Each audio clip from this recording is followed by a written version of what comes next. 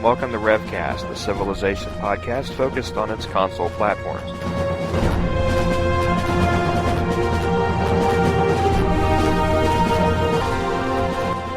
I'm Reeves. DanQ. Ericball.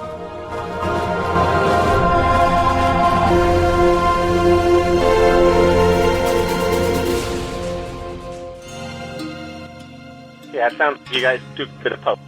I do just a bit. Little touch-ups here and there. Take it from 3 hours down to 15 minutes. He cuts a little bit. Personally, I'm into the end of my 30s. Same here. Takes a little bit to make me feel young. I'm the young one then. I'm in my late 20s.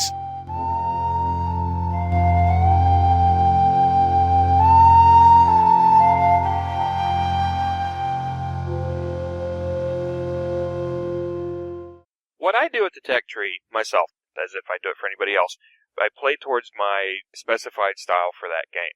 If I want to do a cultural-based game, I push for cultural technologies as early as possible to try and get the early lead. If I want a combative game, I'll go for the warring technologies as early as possible. It's hard to get a specific technology that doesn't require a technology that has nothing to do with culture, for example. In order to go further within the tech tree, you have to pick up these other ancillary techs that really don't have that much to do with the path that you want to choose. So it seems like I always end up getting every technology anyway. I might lean in a certain direction, but I always end up having to pick up the rest of them. I've got the printout of the ultimate tech tree, and I actually have the certain first highlighted. So I have like, okay, this gives a really nice bonus. I have a rifleman. I don't need one of those, but I may say invention. I want to go invention quickly because to get that person. That's the bonus to go for. I like to get steel. I like to get steam because this gives me cruisers and gives me a battleship and that kind of build. I'll look for those things. Now there will be a couple minutes of silence while we download the ultimate tech tree. I agree. You end up having to get most of the tech tree. If I'm not going for a horse rush, I don't build horseback riding, but I'll need to, if it hasn't been auto-researched by the time I need to get fuelism or get gunpowder, I will have to go back and research that. There's paths through there, and I've tried just myself try and skip because you don't need all the prerequisites to get a certain text, but say, oh, I don't need iron working because I don't not build any legions, and by the time it's a requirement for, I think, invention, it will have backfilled automatically, so I'll skip over that one. However, I see on one of the items in one of the postings, it was saying that I've seen this happen, is you get gold bonus for overflow in tech. So if you're producing more tech than is needed for research, you'll get a gold bonus on that. Figure out if there's a real easy way to really make use of that bonus to get lots of gold. It's certainly something else to keep aware of. Yeah, it'd be enough to buy some units to make up for the fact that you're spending all your potential resources in tech. When it comes to military, we've talked about horseback riding. My gosh, that's a cheap tech, and you can get a nice horseman for yourself if you're the first to get it. You got to have the bronze working for the barracks.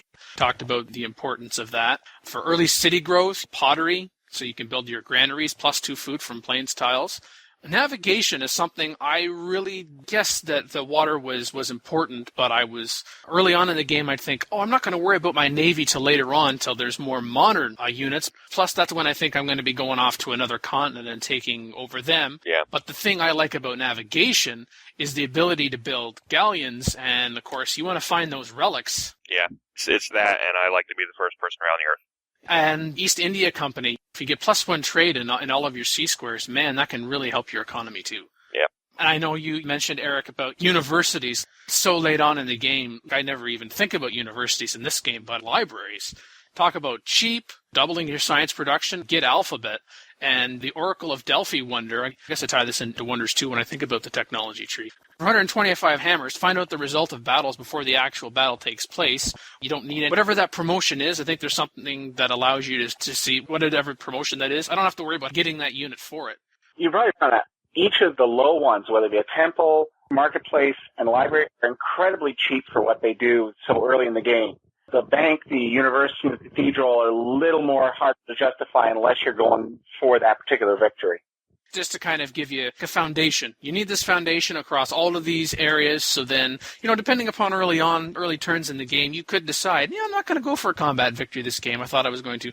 I'm going to go on for a culture victory or something, or I'm going to go for a technology victory or an economic victory, just to be able to, as I said, to cover your bases. Another tech that I think is important is monarchy. I admit when it comes to culture, it's like, oh, fine, I'll put in the culture because, my citizens are disgusting and these other civilizations are going really fast all the way through to culture victory. To double the effect of the palace, the culture that it gets you from there, I switch to monarchy in order to be able to do that, which allows me to not prioritize ceremonial burial for the temple. So I can continue to go down my evil warmongering path. Plus, you can get a free great person, too. Yeah. That's another nice thing I look at for these techs. What effect does it give me, and is there any immediate bonus? Oh, there is? Oh, that even just adds the shiny. You mentioned currency already for the market. Yep. Construction. If I've got cities that have got hills in them, I'm going to get +2 production from doing that. Ironworking, legions, and I find they can be useful if you've got a really close neighbor and you want to tear them down. But, man, their strength and their speed I can't ever think of a situation where I've ever had a Legion rush. One thing is the Legion, is as effective as a horseman in an attack, but significantly cheaper. So, again, if you're doing the early rush, if you're not distance constrained quite as much, yeah, you can go out with that Legion army and try and take someone on. But, yeah, I tend to build and expand, and so the early Russian is not a technique I use. But I agree that skip over iron, whatever. Now, you also have to look at, for some of these Texas, they also give you the terrain bonuses. So if you have, in the zone of one of your cities, ironry special, get that iron working and get that production bonus there. You may want to look for those techs to say, yeah, I really want to go get that tech so that terrain bonus becomes effective. Marble for masonry, currency for gold, irrigation for wheat, a couple of the other ones, especially in the early game. The late game ones, yay, I've just opened up nuclear power so I can use uranium. Yay.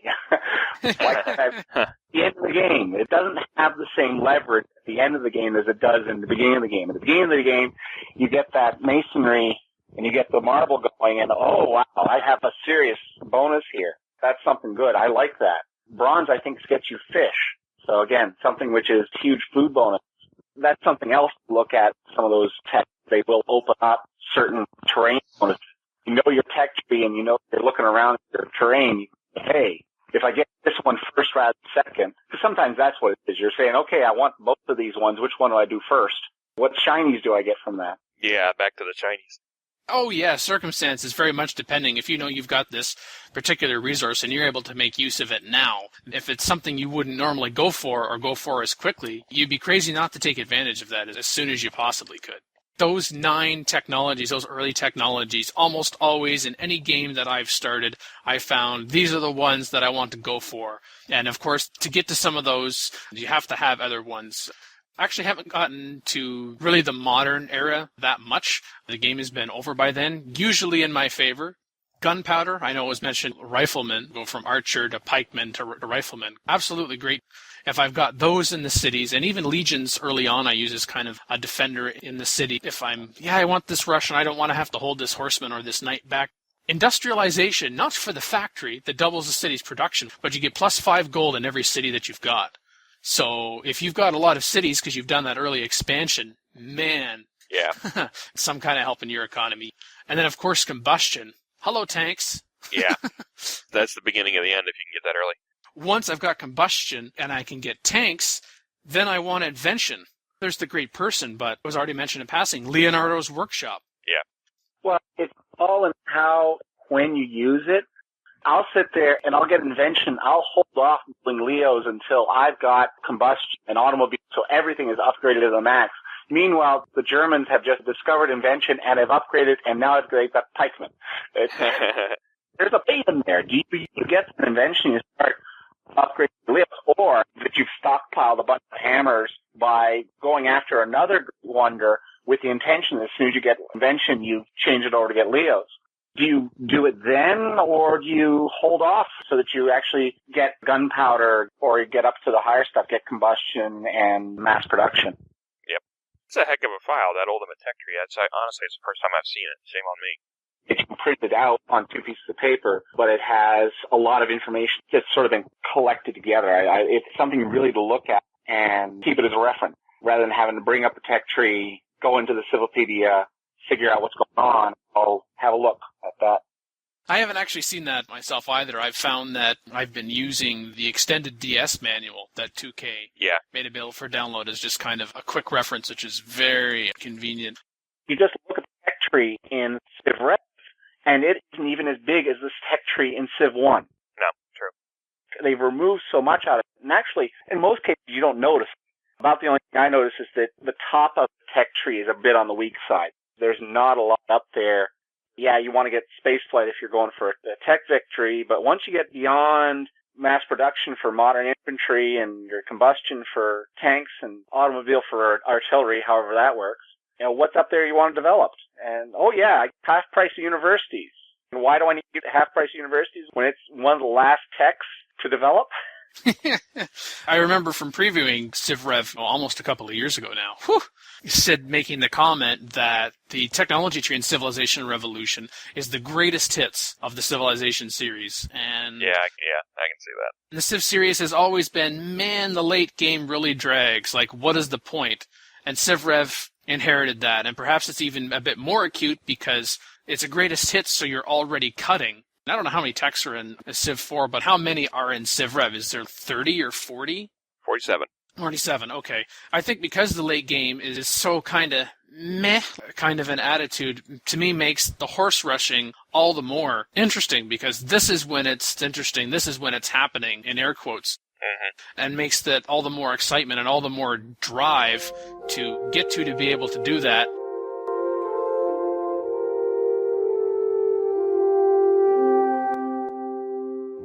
The ancient relics. Do I beeline for Ark of the Covenant or Atlantis, or do I sort of wait off on that and pick it up maybe a little later so that the bonus it gives you is better? There's some strategy in there. Guard them up. What I would do, though, is I would know where they are, and I would have something parked right beside it to be able to take it, so as soon as it's there, lessen my likelihood that someone else is going to take it. If it ends up being, I didn't quite get to technology X to be able to get the best, but if I'm parked there, I can see Bismarck or Cleopatra coming to get it, then, I'm sorry, I'll take it this turn. That's too bad. Take it now. Yeah. Yeah. Even if I can see it several tiles away, I'd like to wait until the last possible moment, so it means it's that many more turns for them to be able to take it back to their empire to be able to use it, just for spite. It's like, what is your galleon doing sitting beside that relic? We are studying atmospheric conditions on the ocean. That's good. Bam! We never thought to explore it before now. A post on one of the forums suggested actually building a city beside a relic, so that the city expands and so the control encompasses that relic, so the AI can't come in to take the relic without going to war with you. Yeah. Damn, I want their maps. I always find it like on a one-tile bloody island in the middle of... Yeah.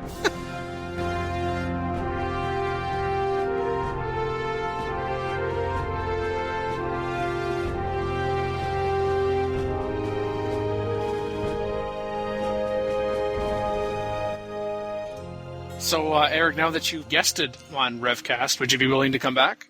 Sure. First taste is always free. Eric did the introduction. Joe, did you want to do the conclusion? Yeah. Thanks for listening. There. You've been listening to Cast. I was your co-host, Joe B. Reeves. I will say hello for myself. Our other hosts were the venerable DanQ. Thank you very much. Pleasure to be here. And the guest bite-sized Eric Ball. It's been a great time. Okay. Thanks, everybody, for listening, and hopefully we'll have another episode out within the next 6 months. Or 2, maybe. Yeah. 2 in that time, you know?